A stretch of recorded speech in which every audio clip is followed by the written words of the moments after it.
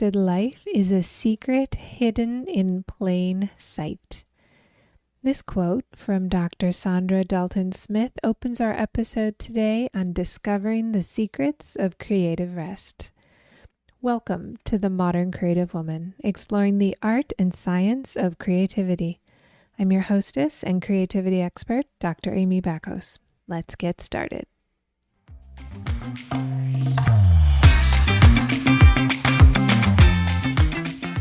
Hello, my beautiful friends. Thank you for joining today. I know you have a lot of podcast options, and I appreciate that you took the time to spend with the Modern Creative Woman. I want to give a special shout out to the women and men who gave a 5-star rating for the podcast. I appreciate you so much. These ratings are how we get the word out to other women that there are, in fact, easy and fun ways to create the lives that we want. And an extra thank you to Heather, who just became a gold star supporter of the podcast. You can find that link in the show notes and become a gold star supporter yourself for as little as $3 a month. And the monthly gold star sponsorship makes a huge difference in covering my out-of-pocket expenses to produce each episode. Let's dive into our topic today about creative rest. Let me ask you a question. Have you ever heard yourself saying, I just need to get through this project and then things will calm down? Or maybe you've said, I can rest after the second quarter numbers are done. Maybe you're a person who says, I can't wait for the weekend. Maybe you say, I deserve this purchase, this drink, this TV binge. If you ever said any of these things, this episode is for you. I first heard of creative rest from Dr. Sandra Dalton Smith. She's a medical doctor and author of a book called Sacred Rest.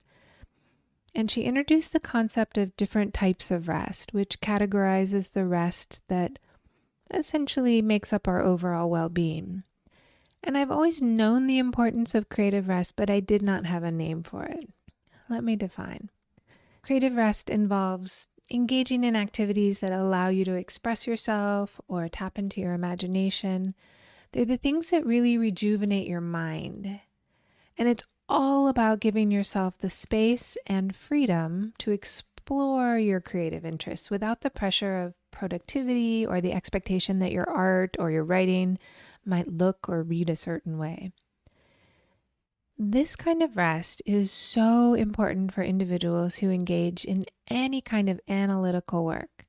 It's also relevant if you have fast-paced deadlines, if you do emotionally demanding work, or if you have routine-driven work.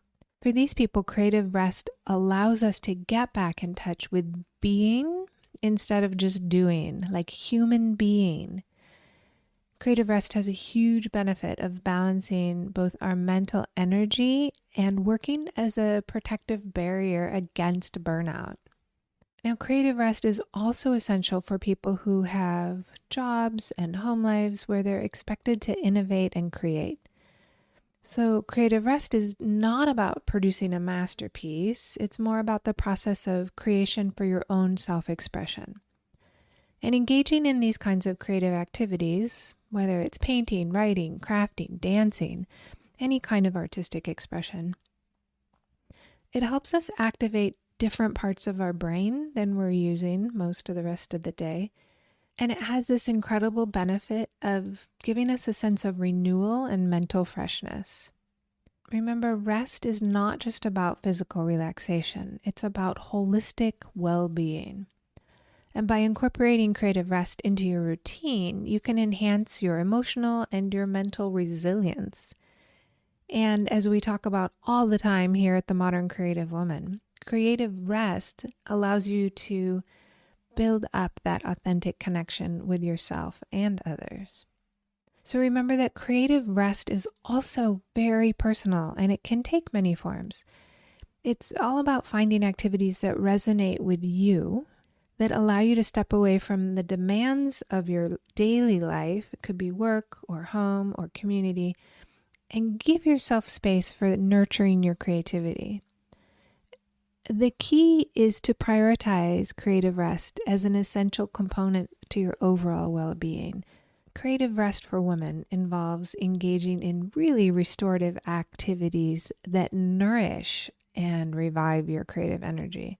It entails taking breaks from your daily routine to partake in activities that are going to inspire and rejuvenate you and maybe even awaken your imagination. Creative rest invites you to explore new ideas and let your thoughts roam freely. Another added benefit is that it allows you to access your innate creativity without feeling the need to meet some kind of productivity standard or perform at your peak level. And so unlike traditional forms of rest that often focus solely on physical relaxation, creative rest for women hones in on our mental and emotional rejuvenation. It empowers you to immerse yourself in activities that bring you joy and fulfillment. Art, writing, crafting, anything that just resonates with your soul. And in these moments of creative rest, you get to grant yourself the freedom to just experiment and explore. You can bask in the act of creating without some kind of goal driving you forward. Embracing creative rest as a woman not only provides your mind with a chance to unwind and reduce stress, of course, but it really gives you that deeper connection with your inner self. And for women, we tend to care so much for others, and we often put ourselves on the back burner. You can think of creative rest as the fuel you need to keep taking care of your children, your parents, your partner, your community, your pet. It also enables you to access the state of flow. And when that happens, time kind of loses its grip on us, and it allows us to be fully present in the moment and really be immersed in the pleasure of creativity. Ultimately, creative rest nurtures both your artistic spirit and it enhances your ability to find innovative solutions. It contributes to your overall sense of well-being and empowerment. The good news is creative rest does not take a lot of time. You don't need a 90-minute yoga class or a trip to Hawaii to get this kind of rest, although those might be good for you too. All you need to feel the benefits of creative rest is the awareness and then the reminder to have a little creative rest each day. If this kind of work appeals to you, I want to personally invite you to join me at the end of August for a special 3-part workshop all about creative rest. You will become a master of taking care of yourself and capturing those little moments of rest to nourish yourself throughout the day and throughout the week. Right now, I want to give you a taste of 5 ways that you can get to some creative rest. Number 5. Practice cultivating a little bit of wonder and awe. Now, creative rest reawakens the feeling of wonder inside you. Do you remember the first time you saw a really starry sky? Maybe the first time you saw the ocean, the first time you met your child. Allowing yourself to take in the beauty of life, the outdoors, the beauty of relationships. There is a lot of research on this subject and how cultivating the state of wonder gives us more enthusiasm and zest for life. Who doesn't want that? But creative rest isn't simply about appreciating nature. It also includes enjoying the arts, of course. So one thing you can do is turn your workspace into a place of inspiration. And that means putting up new images. You can hang postcards, change your screensaver, and put up images of places you love, works of art that speak to you. There's just no way we can spend all this time staring at a blank wall or a jumbled surroundings in our office and expect to feel passionate about anything, much less come up with innovative ideas. So making sure that your space is inspiring is a great place to start. Number 4, quit multitasking. Creative rest happens in a very specific way. So there's 2 ways I can walk my dog. I can take the dog out while I'm looking at my phone or taking a call, or I can walk the dog and look at the trees, admire the birds, and really have an enjoyable few moments. And research shows that we can't actually multitask anyway. Our brain has to do what's called a set shift. And each time we hop around from one task to another, we have to shift gears in our brain. For example, if I'm writing and I take a book out and I read for a few minutes, and then I look at my phone for a few minutes, and then I go back to my writing, what I've done is set shift multiple times. And on each of those tasks, I leave a little bit of attention residue. You've probably heard of that. It's leaving a little bit of our mental abilities and focus on an old task. And this does not help us focus and create at all. So dropping the multitask efforts and just being in the moment with what you're doing is key. You'll free up so much psychic space by simply quitting multitasking. Number 3, leave a blank space. So what I mean by that is allowing time for life to happen. Having time blocks of unstructured time available for you each week. And this prevents urgent matters from becoming a crisis. It also allows you to have a little productive boredom. And it's really good for you. You might be inspired to go for a walk, text a friend, do a doodle, chat with a coworker. And you may already know this research. Social science research has demonstrated that these unplanned and quote unquote unproductive moments at work, chatting before a meeting, have a really positive impact on our feelings at work. Our ability to be creative and focus is enhanced by having unplanned social interactions. Number 2, have a really good look around you. You can do this right now. You can do it at your desk, commuting. You can do it at a museum or a cafe or in nature. But if you just look around wherever you are now and look closely at one thing and really see it, you can also do it with a loved one. Really look at them and see what they look like. If you're out for a drive or a walk, look for things to admire. The architecture, a mural, a tree, a little graffiti, a very persistent weed growing from the sidewalk.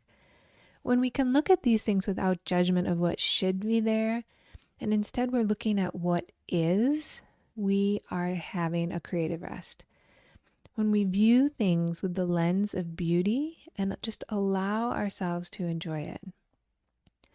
And of course, the number one way to get creative rest is to create something. I write a lot for public consumption. So my creative rest definitely includes a few minutes of journaling each morning.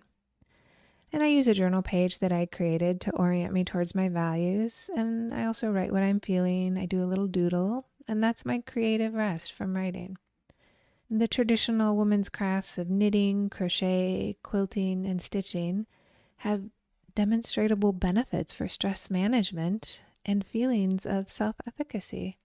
The point is to create without the pressure of wanting to make something for productivity. Your attitude in your creation matters. Suspending judgment helps. So remember, creative rest enables you to access deep rest and relaxation and feel that state of flow. I want you to keep thinking of creative rest as the fuel you need to be fully present and in the moment for the rest of your day.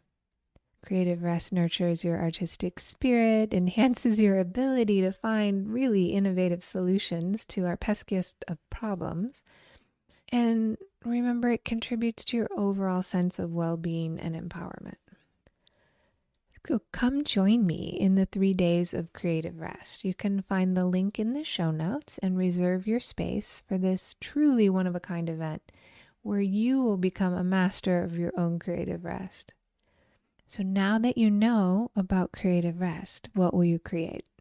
Have a wonderful week, and I cannot wait to see you in the next episode. And hey, come join me and the Modern Creative Woman on Instagram, Facebook, and Pinterest at Dr. Amy Backos. If you want to put your money where your values are, become a Gold Star supporter of the Modern Creative Woman podcast to keep the content free and accessible. And if you have yet to get your copy of the 5 Values of the Modern Creative Woman, hop on over to arttherapycentersf.com and join our email list.